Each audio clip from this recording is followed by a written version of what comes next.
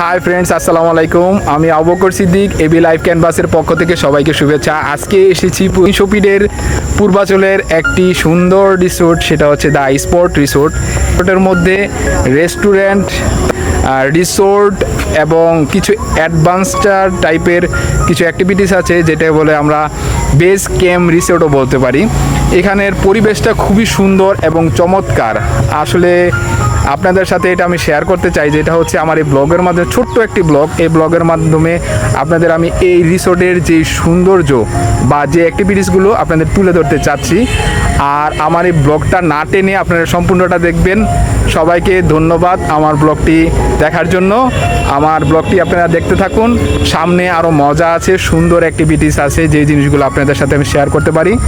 যারা ফ্যামিলি নিয়ে ঘুরতে চাচ্ছেন, শহরের কোলাহল ছেড়ে একটি গ্রামীণ পরিবেশে আসতে চাচ্ছেন, তাদের জন্য একটা বেস্ট রিসোর্ট হতে যাচ্ছে দ্য স্পট রিসোর্ট, যেটা আমরা এখানে বেস ক্যাম্প রিসোর্ট বলতে পারি।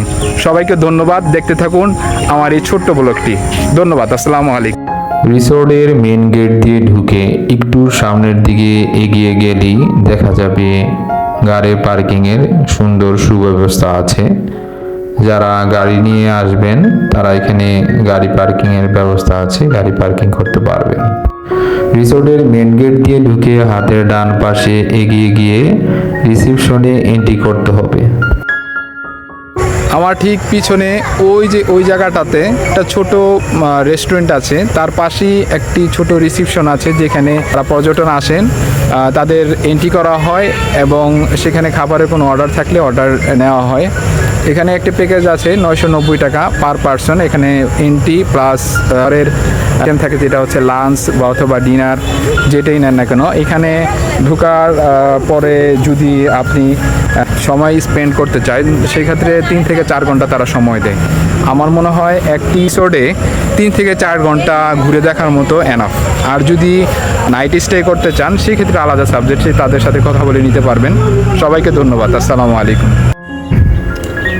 আমি অলরেডি রেস্টুরেন্টে চলে এসেছি। এখানকার রেস্টুরেন্টটা খুবই পরিষ্কার পরিচ্ছন্ন, গুছানো। এখানে পাশে একটি ছোট রিসেপশন, সেখানে রিসেপশনে গেলাম। সেই রিসেপশনে তারা ঈদ উপলক্ষে প্রতি পার্সন 990 টাকার একটি প্যাকেজ ধার্য করেছে। যদি লাঞ্চ বা ডিনার কিছুই করতে না চায়, সেই ক্ষেত্রে প্রতি পার্সন হিসেবে 350 টাকা তারা এন্ট্রি ফি নিয়ে থাকে, এবং বাচ্চাদের জন্য যেটা ফ্রি। রিসোর্টের মেন গেট দিয়ে ঢুকে হাতের বাম পাশে ঠিক কাছে চোখে পড়বে খুবই সুন্দর সবুজে ঘেরা একটি মাঠ, যেখানে সুন্দর ফুটবল খেলার মাঠ রয়েছে এবং পাশেই ইনডোর ক্রিকেট প্র্যাকটিসের জন্য নেট দিয়ে একটি জায়গা তৈরি করা হয়েছে, যেটা আমার বিশেষভাবে আকর্ষণীয় লেগেছে। এখানে ডেলং এর জন্য ফ্যামিলি ইকো কটেজ রয়েছে 6600 টাকা, টুইন ইকো কটেজ রয়েছে 5400 টাকা। সকালে চেক ইন হয় 9 AM এবং চেক আউট হয় 6 PM।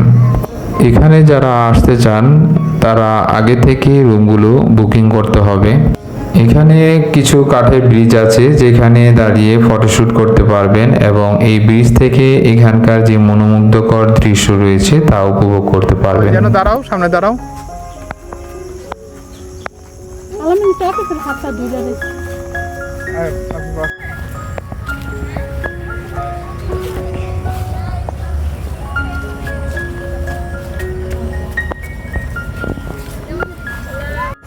যারা এই সুন্দর প্রাকৃতিক মনোরম পরিবেশের মাঝে যারা কিছু অ্যাডভেঞ্চার টাইপের অ্যাক্টিভিটিস করতে চান, তাদের জন্য এই রিসোর্টটি একটি আদর্শ রিসোর্ট হয়ে থাকবে। এখান থেকেই যে অ্যাক্টিভিটিসগুলো আছে অ্যাডভেঞ্চার টাইপের, এখান থেকে শুরু হয়েছে। এখানকার সব অ্যাক্টিভিটিসগুলি ইন্টারেস্টিং এবং চ্যালেঞ্জিং হয়ে থাকে।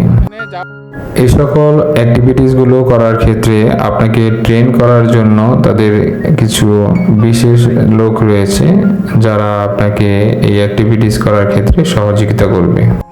আজকের মতো আমি এখানেই বিদায় নিচ্ছি। যারা আমার ব্লগটি দেখেছেন তাদেরকে আন্তরিকভাবে ধন্যবাদ।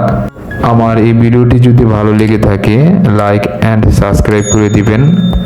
সকলের ভ্রমণ সুন্দর এবং আনন্দময় হোক, এই প্রত্যাশা আমি এখানে বিদায় নিচ্ছি। আল্লাহ হাফেজ।